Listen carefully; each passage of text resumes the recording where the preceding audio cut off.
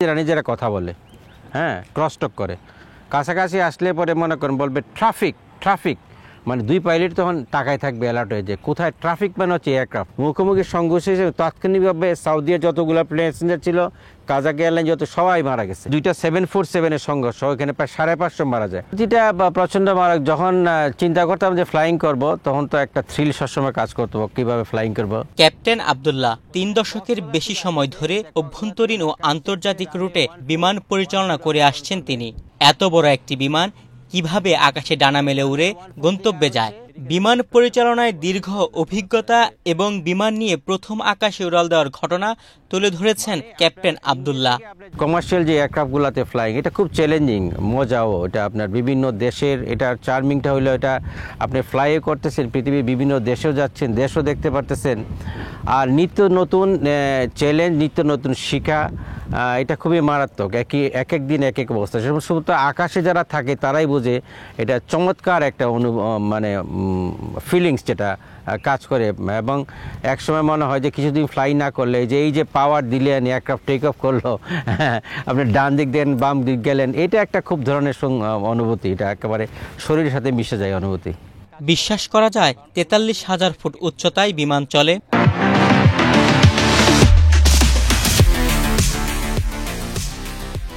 হ্যাঁ, সত্যি এমন অভিজ্ঞতা রয়েছে এই পাইলটের। এত উপর দিয়ে বিমান চালানো হলে কি হয়? উপরের বাতাসের ঘনত্ব কম, নিচের বাতাসের ঘনত্ব বেশি। হ্যাঁ, তো এগুলার জন্য আপনার জেট ইঞ্জিনের পারফরমেন্স যত উপরে যায় তত তেল জ্বালানি কম লাগে। এই জন্য আমরা যত আমরা পারি, মানে 25,000, 30,000, 40,000, 41,000, 43,000 আমরা উপর দিয়ে ফ্লাই করি আর কি। বিমান চলা অবস্থায় মাঝ আকাশে ইঞ্জিন বন্ধ হয়ে যেতে পারে।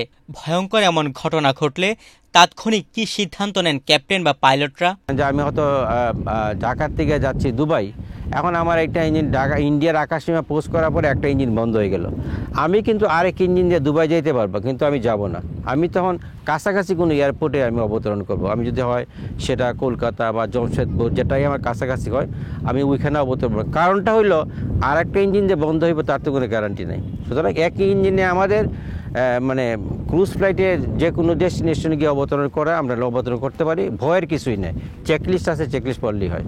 দীর্ঘ সময় তিনি কাজ করেছেন দেশি বিদেশি বেশ কয়েকটি এয়ারলাইন্সে। বিমান বাংলাদেশ এয়ারলাইন্সে আসি, তারপরে আসি ইউনাইটেড এয়ারস বিটি, যেটা তখন ডোমেস্টিক বাংলাদেশ বিমান বন্ধ ছিল, আমরাই একাই ডোমেস্টিক ফ্লাইট করতাম, আর কোনো এয়ারলাইন্স সম্ভবত ছিল না। ইউনাইটেড এয়ারস থেকে আসার পরে আমি একটা কার্গো এয়ারলাইন্সে জয়েন করি, হ্যালো এয়ার, যেটা আমরা কক্সবাজার থেকে চিংড়ি পোনা যশোরে নিয়ে যেতাম। ওইটা আবার সাতক্ষীরা যাইতো, ওইখান থেকে আবার 3-4 মাসে যেটা বড় বড় গলদা চিংড়ি হইতো, ওইখানে ছিলাম কিছুদিন ক্যাপ্টেন। তারপরে আমি আসি নভো এয়ারের ক্যাপ্টেন ছিলাম আমি। নভো এয়ার থেকে আমি চলে যাই ইন্ডিয়াতে, ইন্ডিগোতে আমি সিনিয়র ক্যাপ্টেন ছিলাম ওইখানে। তারপর ইন্ডিগোর থেকে আসি ইউএস বাংলা এয়ারলাইন্সে। ইউএস বাংলা এয়ারলাইন্স যখন তাদের প্রথম ATR 72-600 চালু করে, সেই আমি তখন থেকে প্রায় 4 বছর ছিলাম, ফ্লিট চিফও ছিলাম। বিমান চালানো বা পাইলট পেশা অন্যান্য পেশার থেকে অনেক চ্যালেঞ্জিং বলে মনে করেন ক্যাপ্টেন আবদুল্লাহ।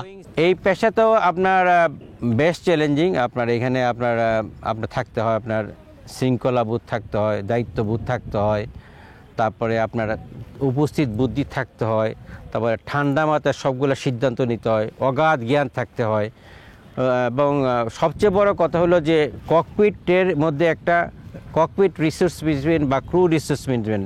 আমি যেমন ক্যাপ্টেন আছি, আমার ফার্স্ট কো-পাইলট কে বলে তার অভিমত নিয়ে আমাকে চলতে হবে। চ্যালেঞ্জটা এখানেই, এবং খুব ঠান্ডা মাথায় সবগুলা সিদ্ধান্ত নিতে হবে যে কী করা হবে। দুইজনের সিদ্ধান্ত নিতে হবে। ও যদি আমার বয়স অনেক ছোটো হয়, তার থেকেও ফিডব্যাক নিতে হবে। এটুকু মোটামুটি চ্যালেঞ্জিং আর কি। খুব আপনার যেটা আবহাওয়া হোক, তারপরে প্রতি মুহূর্তে থাকতে হয় যে আমার কোন ঘটনা ঘটলে কোন জিনিসটা আমার করতে হবে। এবার আসা যাক আকাশের পথ নিয়ে। সড়ক, নৌ বা রেলপথ তো দৃশ্যমান, তাহলে আকাশপথ কেমন? কিভাবে বা এই পথ দিয়ে গন্তব্যের দিকে ছুটে নিয়ে যায় বিমান? লোকেশন আমি যাব হতে গেলে, আমি আসি এখন দিয়াবাড়িতে, এখন আমি যাব গুলিস্তান। আপনি যখন গুলিস্তান দিলেন তখন কিন্তু একটা রুট হয়, ওই রুটটা কিন্তু আপনি দেখতে পাচ্ছেন না, কিন্তু ইমাজিনারি এখানে ড্র করতেছে। এক্স্যাক্টলি আমাদের নেভিগেশনাল এনডিএসে ওইখানে যখন আমি ঢাকা থেকে দুবাই দিব, তখন এক্স্যাক্টলি বলবে ঢাকা, কলকাতা, তারপরে জমশেদপুর, নাগপুর, তারপরে এইভাবে আহমেদাবাদ হয়ে আমি যাব। এই রুটটা আমাকে শো করে। প্রতিটা রুট লেটিটিউড এবং লঙ্গিটিউড, আপনি জানেন তো বোধহয়, হয়তো প্রত্যেকটা জায়গারই লেট লং দিয়ে হিসাব করা হয়। আগে আমরা ডিসিটারে ম্যানুয়ালি দিতাম, এখন এটা হচ্ছে অটোমেটিক কম্পিউটারাইজ নিয়ে নেয় এবং অটো পাইলট দেওয়ার পরে আবার টেক ওভার পরে অটো পাইলট দিয়ে অটো পাইলট এক্স্যাক্টলি ওটা কোন দিকে যাচ্ছে না আমি শুধু মনিটর করবো ওরা যাচ্ছে কিনা। এইটাই হচ্ছে আকাশের রাস্তা, যেটা আপনি মোবাইলে দিচ্ছেন দেখতে পারতেছেন, ওইটা আমরা ওইখানে দিই, আমরাও দেখতে পারতেছি। বিমান পরিচালনায় আকাশে সংঘর্ষ বা দুর্ঘটনা নতুন কিছু নয়। ভারতের আকাশে 2 বিমানের সংঘর্ষে মারা যায় সকল যাত্রী। কেন বা কিভাবে ঘটল মর্মান্তিক সেই দুর্ঘটনা? অ্যান্টনভ আর সৌদিয়া 747, তো ওদের যে কমিউনিকেশন যে গ্যাপ ছিল, কাজাকরা ওই রকমভাবে ইংলিশ কনভার্সেন না, আর সৌদিয়াটাকে বলছিল যে একটা অল্টিটিউড নামতে 2020, তো ও বলছে যে 2000 মানে 2000, আসলে বলছে 2000, কিন্তু ও মনে করছে 22,000, তো 22,000 হোল্ড করতেছিল আর নামে নাই, আর ওকে দিছে ক্লাইম টু মনে করেন যে আরও 25,000, তো এখানে অপেক্ষা করছে, এই জন্য মুখোমুখি দুইটা সংঘর্ষ হয়ে গেছে। কিন্তু আমি বুঝলাম না তখন কেন টিকাস কোনো ওয়ার্নিং দিল না বা অ্যালার্ট দিল না, বা টিকাস আদৌ কোনো অ্যাক্টিভেট করতেছিল না কাজাক এয়ারলাইন্সে, সেটা আমার আইডিয়া নাই।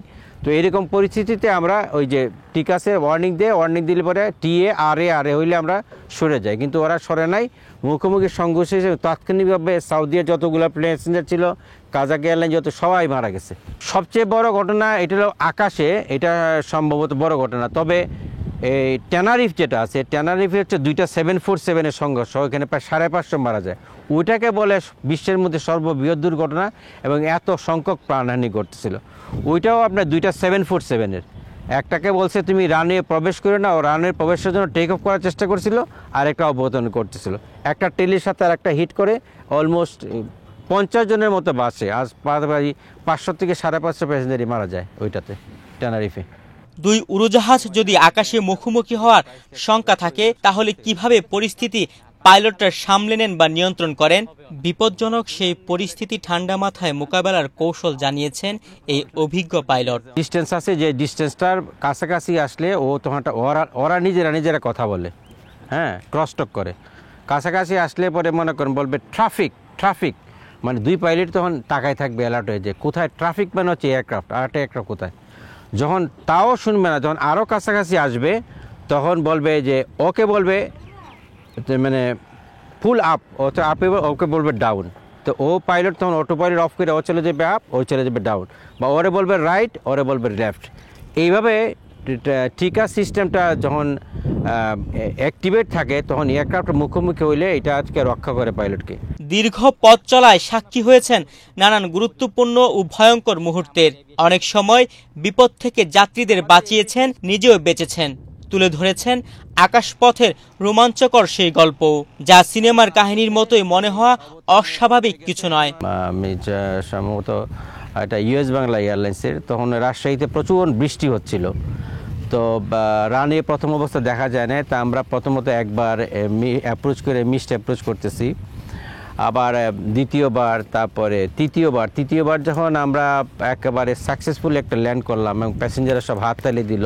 অনেকের অনেক প্রয়োজন ছিল ওই দিনও, কয়েকজনের বেশ প্রয়োজন ছিল, তাদের কারো ওয়াইফের হয়তো বাচ্চা হবে, তার প্রথম বাচ্চা সে দেখতে পারবে ওই দিন, হয়তো আমি ফেরত গেলে উনি দেখতে পারতো না। এই যে আমার একটা সাকসেসফুল ল্যান্ডিং হইলো, এটা মারাত্মক। এটা আমার একটা ছিল ডিসিশনে, আমরা যখন রিয়াদ থেকে অবতরণ করতেছিলাম, তো এক মহিলা অবতরণকালীন সময় লেবার পেইন ফিল করলো, মানে তার বাচ্চা হবে। তা আমরা অবতরণ করার পরে আমরা এখানে পার্ক করলাম, পার্ক করার পরে সব জায়গাটা ঘিরে ফেললো, কেবিন ক্রুদের হেল্পে বাচ্চাটা হইলো। এইরকম ছোটোখাটো ঘটনা হচ্ছে, যেটা আমাদের বেশি আনন্দ দেয়, যে চ্যালেঞ্জিং কোনো কিছু করার পরে যখন একটা সাকসেসফুল অবতরণ করে। এরকম ছোটো ছোটো অনেক ঘটনা আছে। তুহিন ভুঁইয়া, বাংলাদেশ প্রতিদিন।